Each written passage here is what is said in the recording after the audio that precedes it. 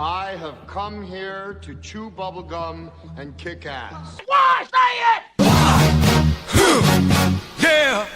What is it good for? Absolutely nothing. And I'm all out of bubblegum. Good answer.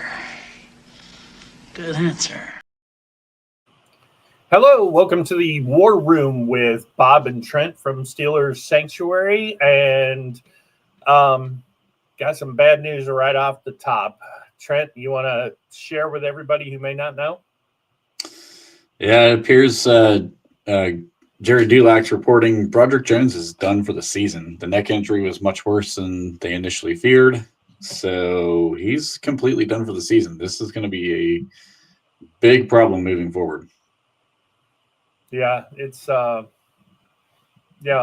everybody who's familiar with our podcast knows what a big fan of Broderick I've been, and even earlier in the season when people were like, "Oh, he's not playing well," and bench him. Well, you know, he started to play a whole lot better throughout the season, despite what PFF thinks. And I think we might be missing him over the next couple of weeks, especially with Aaron with a broken wrist. Although I hope Andrews Pete rediscovers his youth, or Calvin Anderson comes in and plays well, but this is not good news for the Steelers. No, this is all bad. This is the group that has the least depth out of the entire team, in my opinion, and we just lost one of our key starters. For whatever you think about Broderick Jones, Andrews Pete plays left tackle through his career, but he wasn't exactly excelling at left tackle. That's why he moved inside to guard. So it's going to be really interesting to see how they manage this today. I assume we're going to see a lot of Darnell Washington lined up next to Andrews Pete to give him some help. You're going to have to do that. I mean, you're just going to have to do that. So I think this is going to be a big blow. That's going to be a little bit of an underrated injury that as the season moves forward, I think the fan base is going to start to see that maybe Broderick wasn't as bad as what they had behind him. Yeah, and Vaughn points out a good thing. Only one penalty all year. He's given up a few sacks, but for the most part, he's been pretty solid against the best edge rushers that the other team has to offer. Now, has it been perfect? No, but people who were expecting a disaster didn't get that, and I'm still of the opinion they can't pick up his fifth-year option fast enough because left tackles are expensive. Dan Moore, got what, $80 million, $20 million a year. So, yeah, it's a bargain for Broderick at this point. Quick question: over under 5.5 snaps for Samuel. I thought he was out based on what David said the other day. Is he on the actives? I didn't see that he was ever elevated. I don't think he was ever activated to the active roster. Now, I know you can do that 90 minutes before game time, right? Yeah, well, yeah, you could do that, and you can also oh wait, no, somebody's reporting that he was elevated to the active roster. Yeah, he's playing today. Schefter has it on here. This was yesterday. I missed this. That the Steelers elevated Asante Samuel Jr. to the active roster for Sunday's game against the Bills. I mean, they had to. Joey Porter Jr. has been banged up, so I think it's a good move, and you might see him get mixed in this game. 5.5 snaps. I'm going to go under. I'm going to go over. I think he ends up playing a lot because I kind of like the idea of the matchup, assuming he's the player he was against Shakir. Asante Samuel and Shakir could be a very good, interesting matchup for us. Yeah, I mean, we haven't seen him at all as fans, so it'd be interesting to see how he's looked in practices and stuff. Obviously, looked well enough that they felt like he was ready to be elevated for this game. Joey Porter Jr.'s injury probably plays a factor in that. I could really see this going either direction. The Bills do a good job of mixing 11 and 12 personnel, depending on what matchups they like. It's going to be interesting to see how they play that against us today. But I could see that going either way. And Eccles had a very up and down game, I thought, against Ladd McConkey. And I know when we talked Friday, I kind of compared Shakir to like a low level version of Ladd McConkey. He's got that real shifty, quick, twitchy, gets in and out of breaks pretty quickly. It gets open quickly. Like he is a focal point of their offense. There's no doubt about that. If Eccles struggles, we might see Samuel in this game a little bit more. And for our new friend David, just stick around. I think you're going to like what we have in the war room here. Which, speaking of which, without further ado, let's get to the war room. Oh, hold on. There we go. We're going to start with our boy Troy Fautanu as soon as I can get the rewind to work. Yeah, so we started doing some highlight packages of some different players that. There we go. Yep. So we just do some highlight packages of some players that maybe statistically you're not going to see jumping out on stat sheets, things that I think are maybe some more obscure players that aren't getting highlighted quite as much by other content creators. Troy Fautanu has had some comments from people in our chats in the past, so I actually wanted to highlight him and just show what he's done. He's actually becoming one of the best young tackles in the NFL. I think he's locked in as a Steeler for life already, in my opinion. He's a technician. So on the first one here, this is a pass set against Sweat. He's on the outside. His pass set is aggressive. He gets a Sweat early. He stops the rush instantly. His hands stay inside and controls Sweat from the start. Other angle, I think you can see this. This is where you see that. Yes. So if you see Sweat lined up on the outside, look at it, how aggressively he gets out there. Now, I know the line's slanting that way, and you kind of want to get aggressive on this, but he's not just aggressive. He finds his base, and do you see where the hands are? They're a little high right now, but he has full control over Sweat at this point, and there's nothing Sweat can do to really get out of this. So this is something that I've been seeing more and more frequently from Fautanu. And you see him. There's nothing Sweat can do right now to get around him. He doesn't try a counter move. All he does is try to bull rush because he's caught. Once you get the hands on the inside and you have leverage and control, and you saw the way that Fautanu was utilizing his leverage on that pass set, there's just not much you can do as a pass rusher in order to counter that. So on the next play, this is still the same play, I think, right? Yeah, I was just running it back because you were still talking there. Yep. So I think once we get to the next set here, you're going to see another matchup between Troy and Sweat. I love this one here. I love this. You can see Sweat's trying to do a counter to exactly what happened on that play that we just highlighted before. And watch Fautanu swipe the hands.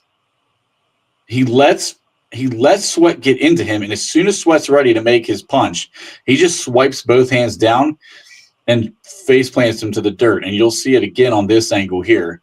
I love this from Fautanu because it's showing a multitude of things that he's doing to these defensive linemen that are attacking him.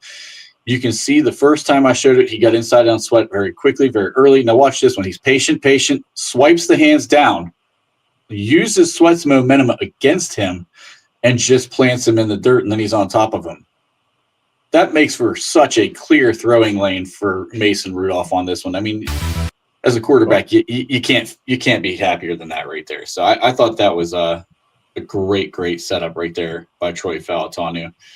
Our good friend Sid, all we want to see is coherent coaching. You might not want to watch the game today then. It's not worked out very well. All right. So something that, the jumbo package. So the Steelers, I think, found something.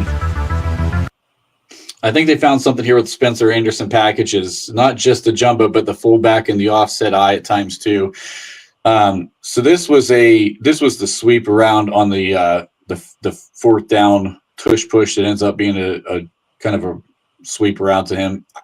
I think we found something with what you see in the big jumbo packages. And I actually thought Fautanu did a good job of sealing the edge on this one too. You can see they all do a great job of just letting the defenders upfield and then sealing that edge. And that's actually what helps spring, along with Darnell Washington out leading here. I think that was Washington out leading. Look at that hole. Yeah, I mean, Kenneth Gainwell has all day to run. I mean, I know that's a bit of a trick play, but I just thought that was a really nice thing. But I think we found something in the Spencer Anderson package. And today, I know this is going to sound a little controversial because we only see these packages every once. I want to see 25 snaps a game with Jalen Warren getting all 25 snaps with Spencer Anderson on the field. I want to see that combination. And today, they need to pound the rock. So I know we're going to get into some of the Bills stuff here, but I just do have a Mason Rudolph highlight here. We do have I don't know if this is a highlight. This is a low light. I actually wanted to highlight this with Roman Wilson as well. He's on the bottom of the screen here, and watch him win this route early. And you got Mason Rudolph with all kind of time to throw this ball, but down on the bottom of the screen, look at Roman. He absolutely cooks. Once he's in this position, he turned the hips of the defender. He was already past him by the time the defender's hips are turning. He won that route pretty easily. The ball's underthrown, which is why it's broken up. But we keep talking about not taking deep shots. We're not winning deep, this and that. It's not because of Roman Wilson. I keep showing this every single week in some form or fashion. I mean, look at that. That's a clean pocket. He has all kind of time. There's no excuse for this ball to come out flat and underneath, and it's just underthrown. If it leads him, it's a touchdown. Yeah, he leads him out in front. That is a touchdown. Roman had his guy beat. So I know we're kind of beating up on the second wide receivers. I keep telling everybody it's not Roman Wilson. He's winning consistently down the field. And this is one of like 3 or 4 plays in this game where he had the same exact look. Just beating the guy downfield, and either we don't get him the ball or we do this. That's becoming a big problem, in my opinion. Yeah, it'll be interesting to see, because the rumor is with Aaron that he's going to play out of shotgun today. There'll be very few snaps under center. It'll be interesting to see if that makes him hold the ball half a tick longer to let the players get just a little further down the field. Look, if he can change 1.9 to 2.2, 2.3 and still have a clean pocket to throw in, which is going to be a tall task against the Bills. The strength of that team, that defensive line is pretty good, and we're going to miss Broderick a little bit today. But if he can just hold it 0.3 of a second longer, then I think he makes that throw. He can lead Wilson down the field because he probably lets it go as soon as he's beat, not 40 yards down the field. Yes. Yeah, Mason definitely waited too long on that one. And there was actually a pretty nice pass set by Fautanu on that play as well. I thought he had a great showing of how he gets into his base. And he's a technician. I'll just say this. Like, I think Fautanu is definitely a technician. Everything we saw from the Washington tape is showing up the more that we let this thing play out with him and the more experience he gets. So time to focus on the Bills offense. We know what 2 guys are going to be involved. Yeah. James Cook. So here we go in a heavy personnel package with the Texans are actually in like this 5-2 look. James Cook does a great job of being patient, setting up the blocks, and then just exploding through the hole here. And I mean, he just turns on the jets and is gone. He is the key focal point of that offense, not just today. It's every single week. I know Josh Allen gets a lot of the love and a lot of the attention, but I mean, just look at the way that they set these blocks up. I mean, he does a great job. That linebacker, you can see he's trying to get to the edge and cut off the hole out there. Cook has just great patience in the hole. The other tight end clears up, gets a block on a DB here, and it's just off to the races. I mean, this is a guy who's explosive. He's patient. He has great vision.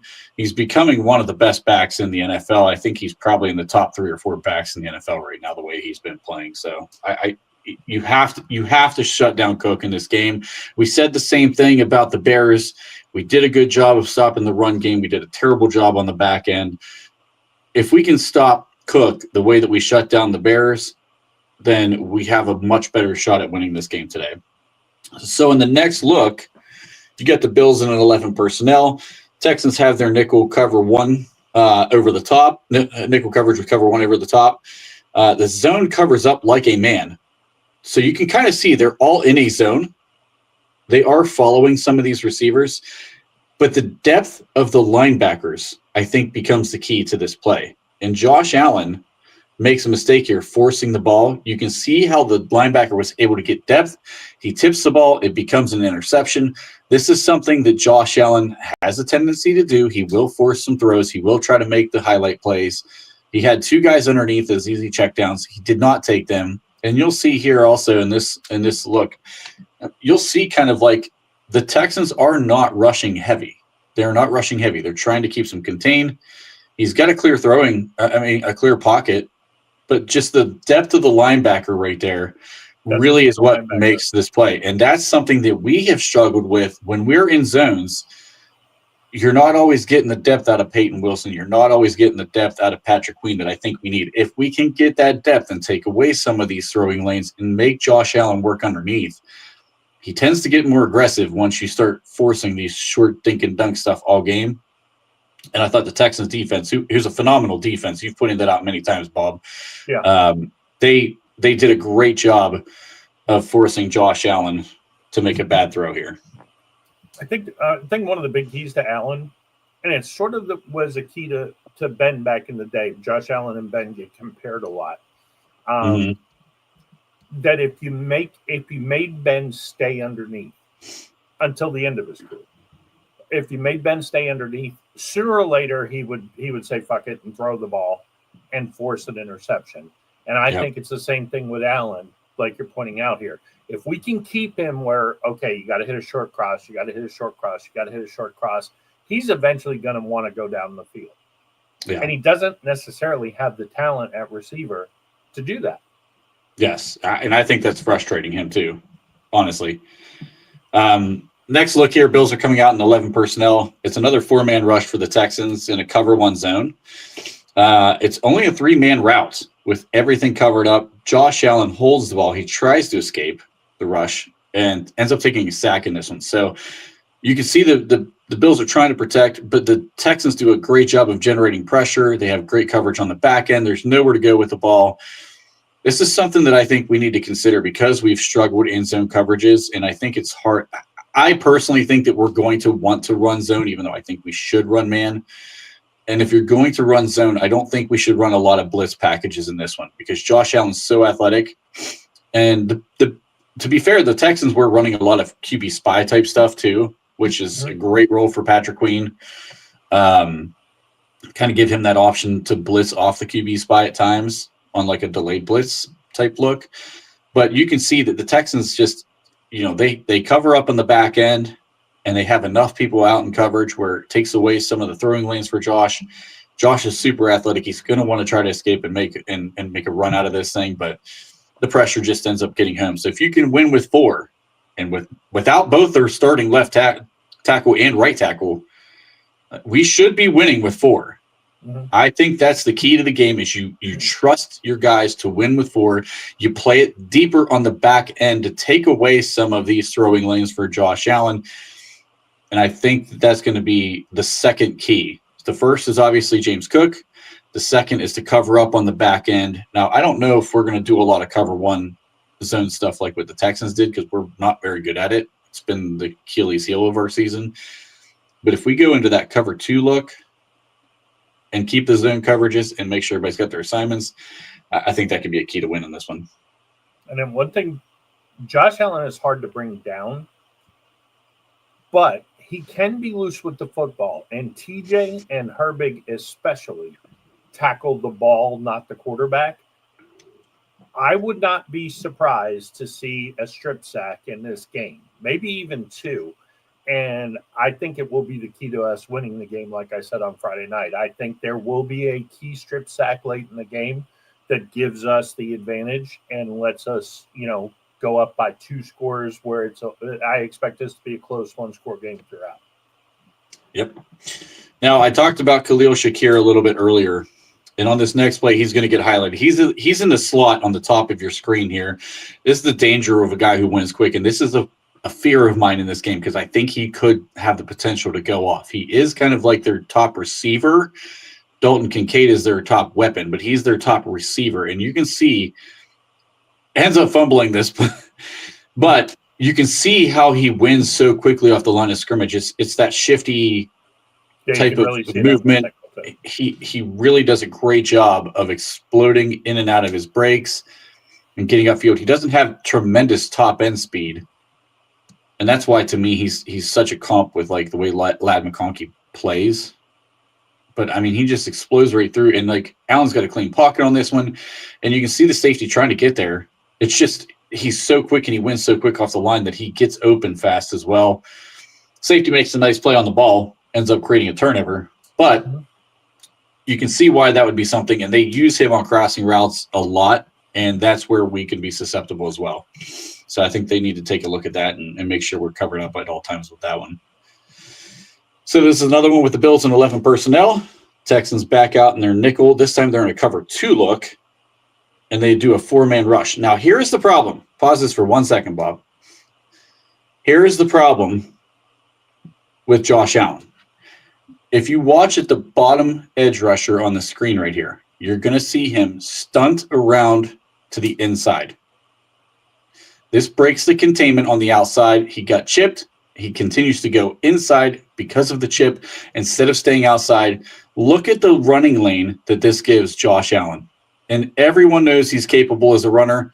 He does everything he can. This was a 3rd and I think 15, if I remember correctly. He gets exactly 15 and a half yards and takes a slide at the first down to pick up the first down. It's just one of those things with Josh Allen. You have to kind of live and die with the fact that you can't run a lot of exotic stuff on the front line, because if you break contain, this is what this dude does. Not only could he be doing this, but he also throws very well off of these kind of like scramble drill type packages. So he's very dangerous, very elusive. You got to treat him the same way we've treated Lamar Jackson in the past. Same thing that we did against Caleb Williams in the Bears game.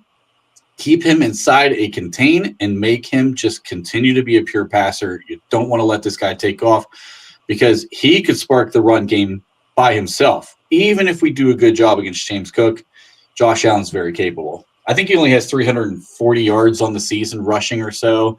But he's always got that in his bag. It's not like he can't do this. Yeah, and more so this year than ever, even with the healthy tackles, their tackles have broken down time after time after time, and the pressure, the pocket kind of collapses on him, and I think that's why he's taking more sacks this year than he has in years previous, because people realize, hey, we can't let him get outside, but instead of just standing there, there's pressure coming from the edges. Yeah, you know. And I think too, like you're pointing out, like we have the edge rushers to win on the edge without doing a lot of exotic stuff. So I know a lot of us as a fan base, we've been, clamoring for this defensive schematics to do something different and just not have TJ do the same rush every time, not have Alex do the same rush every time. But in this game, that's actually what you want. You want those 2 edge rushers on their 2 backup tackles, and you want them to win early and often and just keep Josh contained and make Josh to be a passer, because his receivers aren't winning. So, like, Josh, he has turned the ball over this year. Yeah, absolutely. And that's a big key to the game today, as I think it's going to be turnovers. Yep. Let's flip to the Bills defense. So I want to point out something about the Bills defense here as we get going. They are the number 1 team against the pass. Passing the ball today is not going to be our friend. They are very good in coverage. They do a great job of communicating. Usually, this was a look that I liked out of the Texans. So this was a 2nd and 7. They run an empty backfield out of 11 personnel. You can see the slot receiver from the top of the screen. He got a really good release. Ends up causing the DB to fall over, which should have been a huge gain, but Davis Mills is a backup quarterback for a reason. So instead of it being a huge gain, possible touchdown, he slightly overthrows this thing, does not get it to the receiver in stride. But I thought it was a nice look, the way that they kind of opened up and kind of attacked that man defense from the Bills on this one. So I thought that could be even like a Calvin Austin type route. I think Roman can run that type of a route. Unfortunately, can run that kind of route. Yes. Unfortunately, I have a feeling it's going to be Jonnu Smith trying to run that type of a route, who won't get that same release. But I would really like to see us, if we're going to play out a shotgun a lot today, which I had this prepared luckily before the whole thing about Aaron probably playing out a shotgun came out. But it'd be a nice look to try to throw in there if we're going to throw against that defense, because it will spread them out. The strength is kind of within the back end. I know Joey Bosa's been a great pass rusher through his career. Rousseau's a nice pass rusher. But they're not going to have oh my gosh, what's his name in the interior? It's not coming to my mind right now. Ed Oliver. Ed Oliver, yes, thank you. My goodness, I think he's out. He's out today. He's been on IR. He's a guy who creates a lot of pressure for them on the interior. You don't have that threat if we contain Joey Bosa or Rousseau, whoever's going to line up over top of the left tackle. Then I think there's going to be some ability to spread them out when we do want to throw. I just hope the throwing is at a minimal in this one, personally. Ed Oliver is out. It'll be interesting to see what they do with Bosa and Rousseau. Rousseau has not had a great year, but no. For Broderick Jones haters, they will remember what he did to Broderick in a preseason game, and now he's going up against our backup tackles. It'll be interesting to see what happens. If I'm Buffalo, I'm lining Bosa up over there, and because he should. I mean, outside of Oliver, he's their best defensive lineman. He's had a really good year. Yeah, for sure. All right, I wanted to highlight this because this is something the Bills are very susceptible against the run, but Matt Milano is not the problem. If you see this play right here, you can see how he fills on the weak side. And I'll tell you what, I know that the coaching staff likes to run these weak side plays because it creates numbers for them. You can see how the defensive line is kind of shifted over. You got the A gap on the weak side, and then you're kind of in the 3 technique, and then out, wide just inside like a 4-eye technique on the backside. But Milano is such an intelligent player, and he's so underrated as a player, in my opinion. He does a great job of making sure he does not get caught in that block. He fills the hole, makes a great play in this one. I think Espinosa might have been the other guy involved in that tackle. I mean, they are pretty good at filling in the run lanes. And it kept popping up that they were doing really well on the weak side. And I think because of a lot of the tape that I was watching, it was Milano on the weak side. And so it ended up, I came to the conclusion, maybe just don't run at Milano. On this one, you have an offset eye with the fullback motioning over to the strong side. Should have been a cutback lane. You can see as they're running to the strong side. Now, this play is designed to go to the strong side. It is just not blocked particularly well on the strong side. I thought, and this may have been Marks on this play, he should have cut back. Can you see that hole right there on the backside? Yeah, he's got it wide open. I mean, he had at least 6 yards before that safety is going to fill. You're also probably going to be one-on-one with that safety, and you have a chance to make a miss. He just misses it. He blatantly misses it. So you can see when the run plays were designed to go to the strong side, things actually opened up a little bit better for them. And in that cutback lane, I think Jaylen Warren would see that cutback lane if it's our team. I think Spencer Anderson is the fullback leading the way. That's kind of why I highlighted him a little bit in the package earlier. I think that would be a play where if it's not blocked particularly well, which we haven't been very good at run blocking, Jaylen Warren has enough vision to get to that backside cutback, and it could have been a really, really nice lane. And I'll take Jaylen one-on-one against the safety all day long because he's going to make him miss a lot, in my opinion. You can really see the giant hole here on this angle. I mean, look at the push the tackle got on the backside. And the tight end's getting on the backside, or I think the guard and the tackle were getting. I mean, they've blown that whole side completely up. And Milano right here, this is one of the times where Milano does try to get back over to the strong side, and that's what opens this thing up. Right, because he sees the running back right there. If you hit that and you cut back, you got 3 Bills standing in front of you. How do you not see that cutback lane right there? Jaylen Warren, I think, makes that cutback, and he gets through much, much easier. It probably goes for 30 yards. He probably goes for quite a while.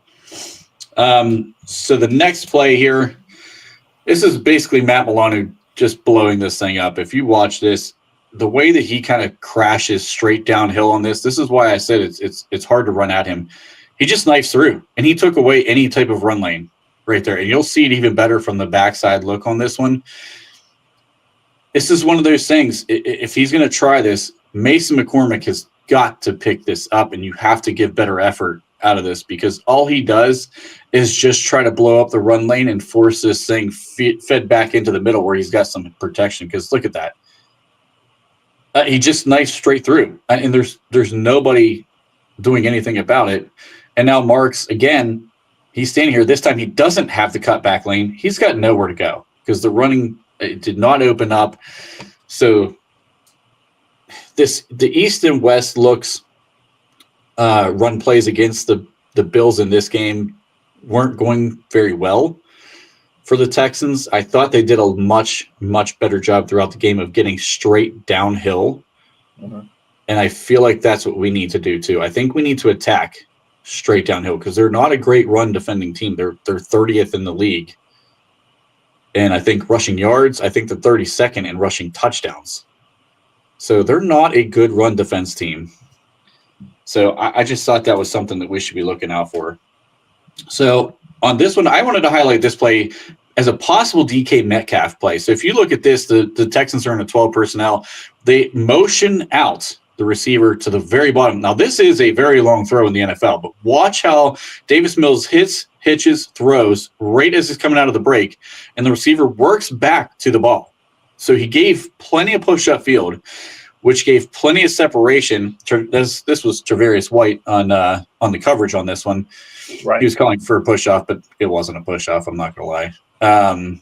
I just thought it was a great job of Mills throwing this one far enough behind the receiver to let him work back to the ball. This is something I would love to see them try to do just to open DK Metcalf up because they were in a cover 2 on the back end, and we've struggled throwing against the cover 2 on this one.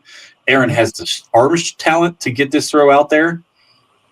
This is another thing where, yeah, they're a very good pass defense, but there are holes there, and there's ways to manufacture touches for guys like DK Metcalf. And I thought this was something that I would love to see us try to do in this game. All right. So are we in agreement, Trent, that the key to this game? You wouldn't believe it if I told you. But I can run like the wind blows. Run, Forrest, run! Run, Forrest! Blimey, you fools!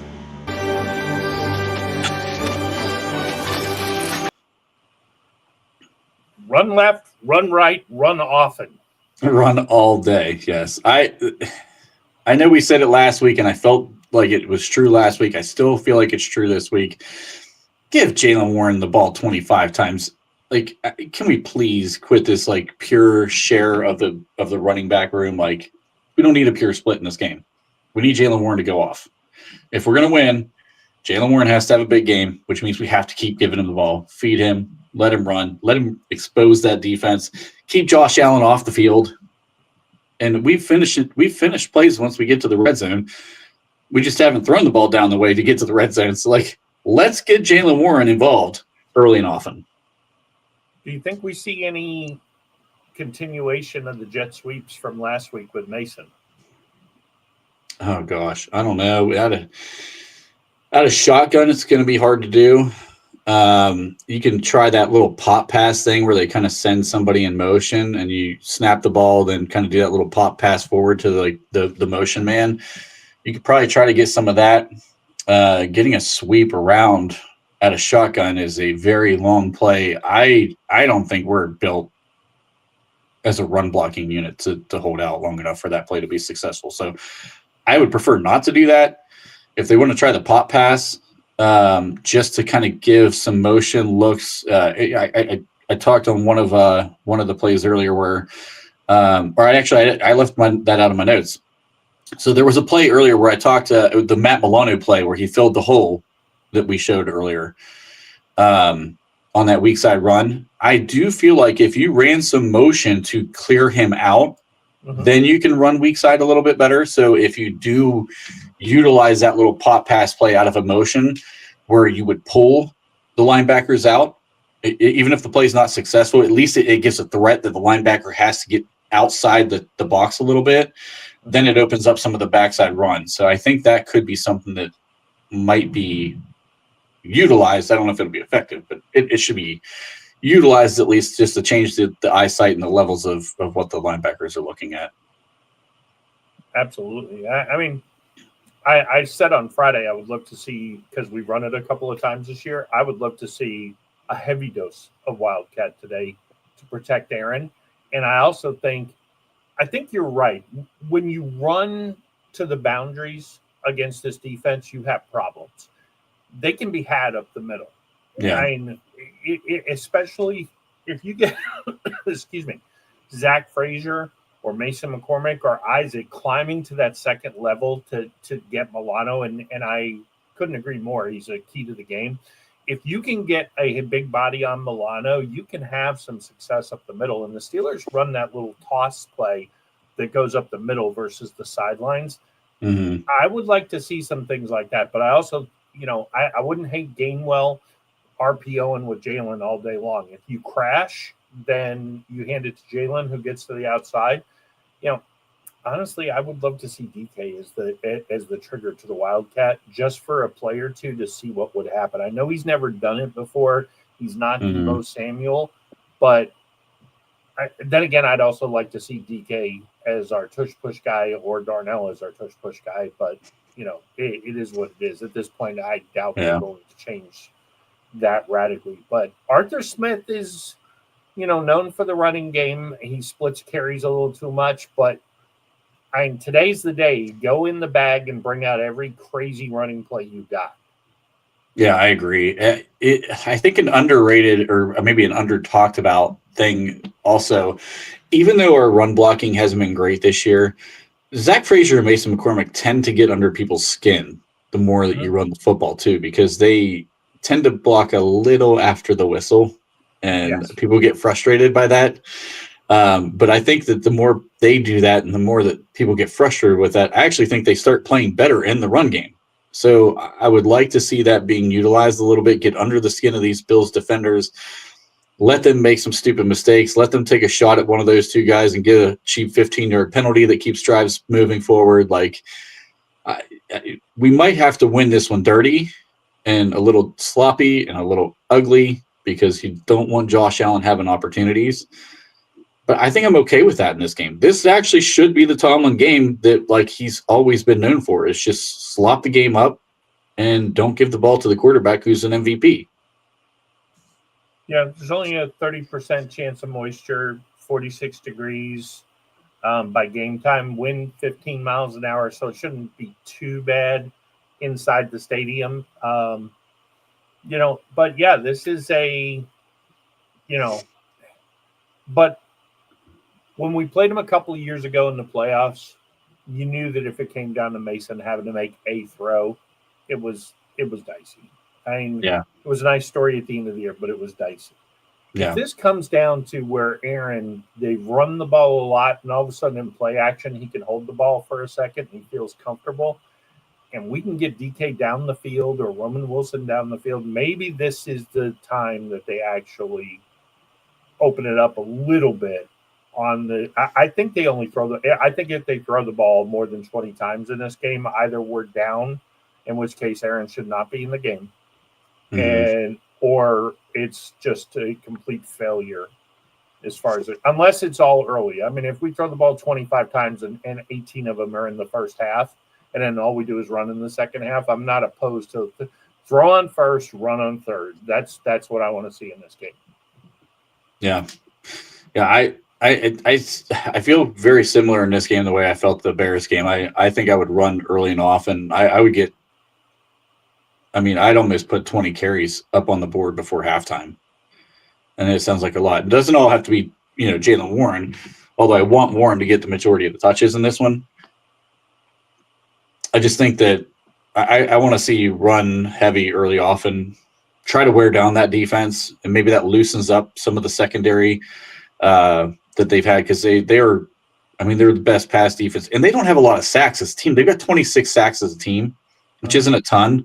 Hell, Myles Garrett's almost had that in freaking 4 weeks by himself. So, they're not getting a ton of sacks. And I think actually, if I remember correctly, I think Joey Bosa leads the team with 4.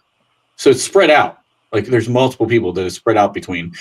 So they don't generate a ton of pressure and a ton of sacks, but what they do very well is they cover on the back end and they get coverage sacks as a result of that. So you have to draw them out of that coverage area, and I'm a little worried that if we are not effective running the ball early and often, that they can just keep playing off of these short little check down routes that Aaron's going to want to throw, especially with the broken bones in his wrist. And it's going to make it very, very difficult for us to draw them out of what they want to do defensively. So I would make it ugly. Even if the run game's averaging 3.5 yards a carry, I would stick with it and just keep going, keep the clock moving, keep possessions down for Josh Allen. And as you pointed out, Allen might give us the ball back in opportune situations where we can score on short fields. So I think you have to play that game. I know we all hate it as fans. I know we all talk about how Tomlin's way too conservative. This might be the game where conservative is the right call. Right. Especially with Aaron's wrist. You don't want to get the guy killed because you might need him in the playoff if we ever get there. So when I predicted the score on Friday, I said 22-13. I think there's going to be 2 touchdowns in this game. The Bills will get one, and it'll either be Cook or Allen. You're not going to hold that offense completely down. Sure. But if we could turn it into Boz versus their field goal kicker, I think Boz kicks 5. I think they kick 2. We win 22-13. But I do think our touchdown will come. It'll be like a sloppy 15, 13 where we take the lead and then we get a turnover late, and that's where we get our touchdown and we get up by 7, 8, 9 points. And then I think, the Bills, as good as they are, as good as Josh Allen has been, every once in a while you'll see it when it's late in a game that they feel like they should be winning. There's some panic that sets in. I saw it in the Miami game. I saw it in the Texans game. All of a sudden, it's I got to make a big play. Josh Allen from a few years ago gets back, it creeps back in. For the most part, he's great. He plays great. But every once in a while, you can push him into the old bad Josh Allen, who's free with the ball. Yep, and that's the guy we need. We need to force him into that scenario where he feels like he needs to force some throws. So yeah, we'll see. It's gonna be interesting how we attack this game. But I think stopping their run, creating pressure with Josh Allen organically with 4 guys, us establishing the run early and often, I think that's the 3 keys. And if we hit all 3 of those keys, I think we do win this game. It's going to be a struggle. I think it's crucial on either the first possession or the second possession that we get a sack. We need to get in his head quick because he's coming off 8 sacks against the Texans. If he goes down early, I think he will. Oh shit! I got backup tackles in the game. I gotta play hero ball, and that's what we need. If we can force him into hero ball, we got a real good chance here today. Go ahead. I was going to say that's a really good point because every quarterback, the more they get hit, that internal clock in their head starts going a little quicker, and that's where he has thrown some passes that go into trouble, and that's why he's creating some turnovers this year that he was able to keep down last year. So I think you're spot on with that one. Yeah, and honestly, if we can force that sack early, this has to be a huge game for the defense. We pay $160 million for this defense. Today is the day. You got to earn your money. These are not wide receivers who are scary. James Cook is scary. Yeah. Josh Allen by himself is scary. But this is a game where you can sit in cover 2, make them stay underneath, make sure you stop Cook on the run. Bottom line is every once in a while, even as we played effectively, there's that little squirt play where a running back jumps out and picks up 10, 12, 15 yards. If they give that up today, that's a touchdown. Oh, it could be for sure with him. Yeah. Yeah. He will cook. I also think I'd like to see Jalen Ramsey just lay the wood 2 or 3 times early in the game and penalties be damned. Just tattoo somebody. Yeah, he's going to be aggressive. This is a game where he got exposed a little bit a few times against that Bears when they were, especially in the trips look. He wasn't exactly staying in between receivers. He was kind of like hedging one way or the other, and it got him beat a number of times. That's just one of those things that happen when you're transitioning to safety when you've been a corner your entire career. Because you're used to picking up a guy and riding that guy downfield, where as safety, you do have to split the difference and try to take away both throwing lanes. But in this one, because you don't have the speed on that receiver group, he can be a little more aggressive in this one, and it'll actually probably work in his favor. I still want to see Duggar playing deep. I want him when they're rotating out of that, because they started a lot in the 2 deep looks, and then they will kind of rotate where Ramsey starts coming downhill and it turns into like a cover 1. I want Duggar to be the guy who's the deep guy. I do not want to see him up on the line of scrimmage against, especially if Kincaid plays. Oh God, we don't need that. Like, I think I haven't seen an official designation on Kincaid yet, but if he plays, he's a problem. He's a big matchup problem. So I don't want to see Duggar against Kincaid. And Jalen Ramsey would probably be the best fit to guard Kincaid, to be honest with you. They did elevate another tight end to the roster yesterday, Kaliki Latu. So it's not official, but doesn't bode well. Yeah, it's trending in the right direction. Yeah, because if Kincaid plays, this offense looks a lot different. He's a very, very good player. They will take shots down the field. When it's just Shakir, yeah. Like I said, I think this defense, this has to be, look, bottom line is if the Bills go out and it turns into what happened in Buffalo a couple of years ago in the Kenny Pickett game, if that happens, I guarantee you there will be Fire Tomlin chants in the stadium. Very possible. Very possible. And it seems like when he has to coach for his job, we know he's not getting fired. But when he feels like he's coaching for his job, when everybody is telling, you don't think he saw the James Harrison rant? You don't think he's heard everything that's been said about him this week? Look, I don't think he's a very good coach personally, but actually, this is a good point. Gabe Davis. I was going to put it up too. He was on the field last week and had a couple of nice plays for them down the field. He did. He went to him in crucial situations, which didn't necessarily connect because they lost the game. But when he needed it, Gabe Davis was choice 1 down the field.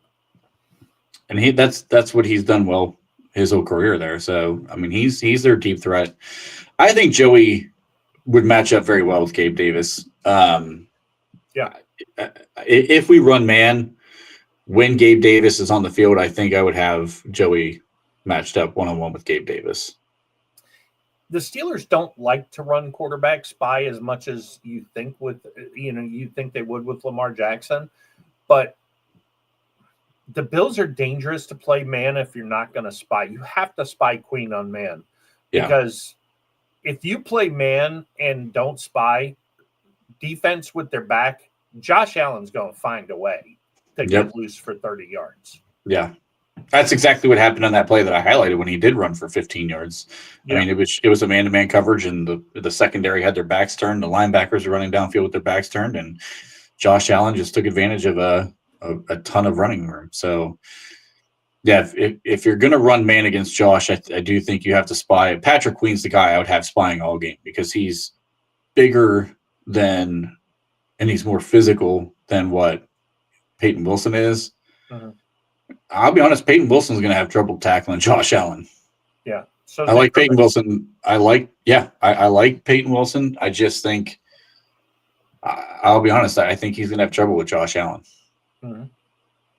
The only thing Herbert tackles the ball, though. I think if they tackle the ball, that's where they get him. I don't think Herbert can take him to the ground, but if he can get the ball. Yeah. What do you think about this? Because I agree. Yes, I think he's played, and bearing in mind, I'm not the guy who minded the holding penalties. I really didn't. I could care less if he holds a receiver, because if the choice is give up an 18-yard completion or give up a 5-yard holding and an automatic first down, give me the 5-yard holding and automatic first down every fucking time. Now, I don't need it to happen every play, But Yeah. now that he's changed his gloves, I think Yeah. we're okay. The Cincinnati game where T. Higgins got him for like 50 yards or something like that and penalties. Yeah. Okay. We don't need that. They don't have to have halfway to a touchdown because of playing penalties. But I think JPJ's played very well. He's played exactly like a high end cornerback too. I wouldn't say he's a cornerback one. That's what we drafted him to be. He's not that guy, but he is a cornerback too, playing at And a a good high one. level. Yeah, for sure. Get another guy next year to kind of go along with him. And, I think as much as one of our broadcast partners does not like Omar Khan, you really can't fault these drafts. I mean, No. has he gotten a superstar? No. No. Has he gotten a bunch of quality players? Yes. I mean, outside of Broderick Jones, who else could you point to and say, if they've had at least 2 years under their belt, who's not contributing at hell, even if you want to use the most recent class? I mean, Caleb Johnson is the miss. Yeah. Burner's a special teamer. He's playing well on special teams. I know nobody pays attention to that stuff, but that's a late 7th round pick playing well on special teams. Troy Fautanu looks like the real deal, in my opinion. I think he's playing really well. He's got nothing but better as the season's going on. In the most recent class, Y.A. Black in the 5th round looks fantastic. Derek Harmon, he's playing really, really well. He's not completely the guy that we drafted yet, but he's getting better each week. I mean, who can you seriously point to in this list and say, yeah, this is a bad pick? I know people point to Roman Wilson, but Roman's getting open. We're not giving him the ball. He's doing his part. There's not much you can really complain about in his draft classes. No, and I know Andy Weidel gets a lot of the credit, but Omar Khan was smart enough to take his main competition for the job and hire him to run the drafts. Omar knew what he didn't know. Yeah, yep, exactly. I mean, it just shows if you're a smart GM, you put people around you who are going to help you, and that's exactly what he did. Weidel's a great draft guy. He helped build that Philadelphia Eagles team into what they are. Khan said, all right, come on over and do that for us too. And so far it's working. Yeah, absolutely. It's going to be interesting. So any final thoughts before we get out of here, Trent? Chat's been great today. Thanks for all the questions. No, I think I'm good. Like I said, we established our keys to the game. It's just a matter of hopefully Tomlin and the Steelers follow through on some of this stuff, because you don't want to get in a shootout with the Bills. That's for sure. Yeah. And if you guys didn't watch last week, everything we said kind of came to fruition during the war room. So Trent does a good job breaking this down.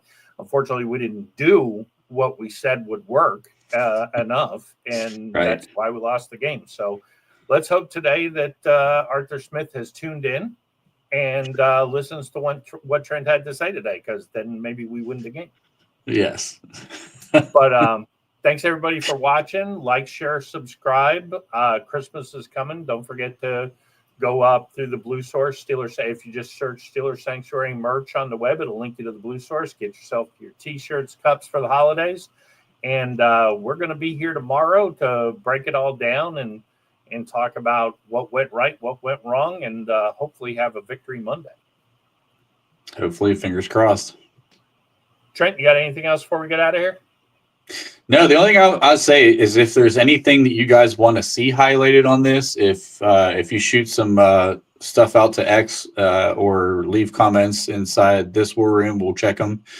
So if there's any things you guys want to see highlighted that maybe aren't being shared by other content creators, let us know, because we'll gladly pick apart the film and go find it for you. All right. So go Steelers, and we'll see you tomorrow night.